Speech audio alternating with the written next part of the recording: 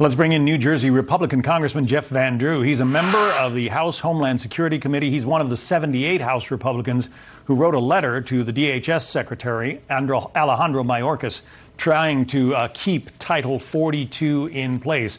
So you probably just heard Dr. Ashish Jha saying, hey, the CDC has determined that COVID is not much of a threat anymore. Therefore, we can drop Title 42.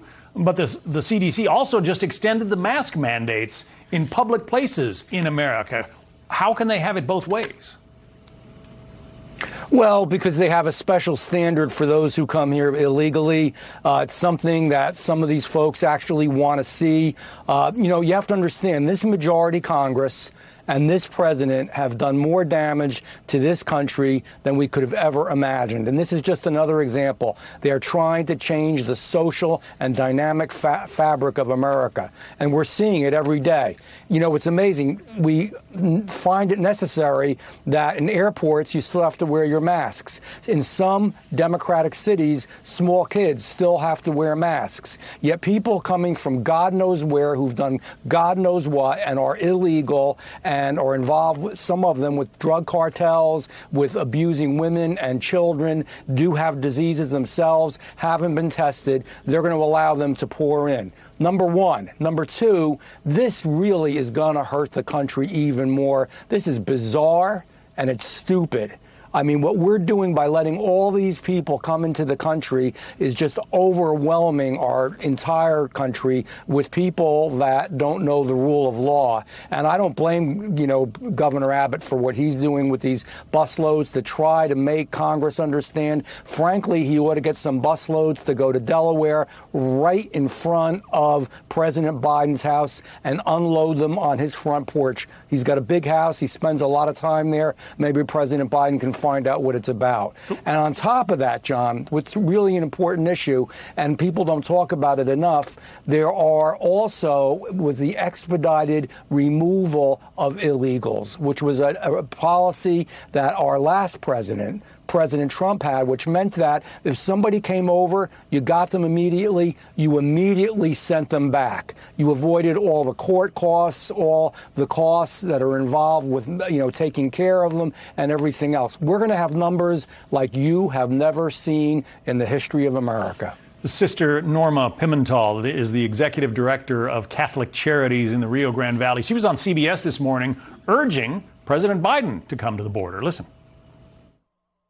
I definitely encourage President Biden to come and see and to be able to understand more closely what a family that is suffering at the border, how he must decide how to proceed.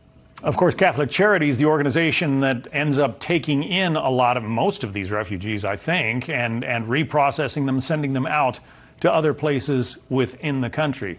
Should the president go see what's happening at the border? It's mind-boggling that he actually has not gone to the border. Just about every member of Congress, at least on my side of the aisle, has been to the border at least once. And when you go there, you really learn a lot of what's going on.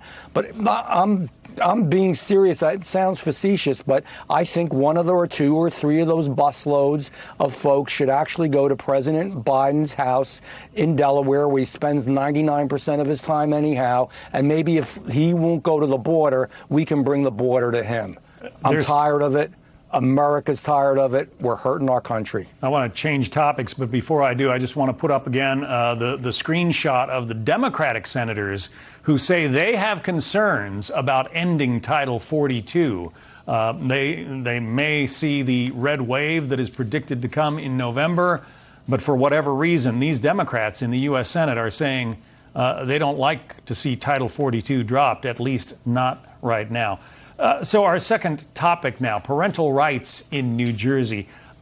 We've covered it quite a bit here on Fox. There's talk of sexual identification classes being taught to second graders in New Jersey public schools. Here's what the governor there, Phil Murphy, said on Monday. Listen.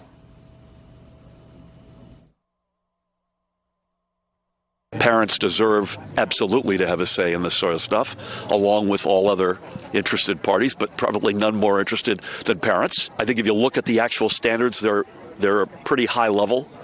In other words, they're not very prescriptive. But if folks think that they need to be adjusted or altered, and there's a reasonable argument for that, count me as somebody who's willing to entertain that.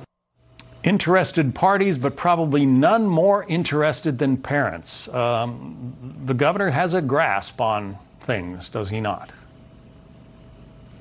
Well, no, he doesn't, because he wouldn't have let it get to this point. Number one, he's got a grasp on politics. He knows that he barely won his election. He knows that people are really angry. Please understand what they want to do to our children in our public schools. Now, it's not only New Jersey, but certainly New Jersey's at the forefront. We want to teach children about gender change, and we want to talk about it in second grade. Yeah. We don't, parents don't, but they want to do that. Not only that, but if a child decides that he feels like a boy or a girl or whatever that day and wants to change how they identify, they can use a different bathroom. So a boy can use a women's bathroom or a girl's locker room. It's going to allow them to actually move forward and change as the years go by and you go into the little higher grades. I mean like fifth grade, they're going to talk, and I'm sorry to say these things on television, but they're going to talk about things like, with these kids, just teachers, about masturbation, about different types of sex, oral, anal, etc. That, in God's name, does not belong in our school system. It should never be in there. And we have a piece of legislation. We're moving forward, and we have a lot of people that want to sign on with the legislation that I authored that basically says, my child, my choice, which that means that cannot be done to any child.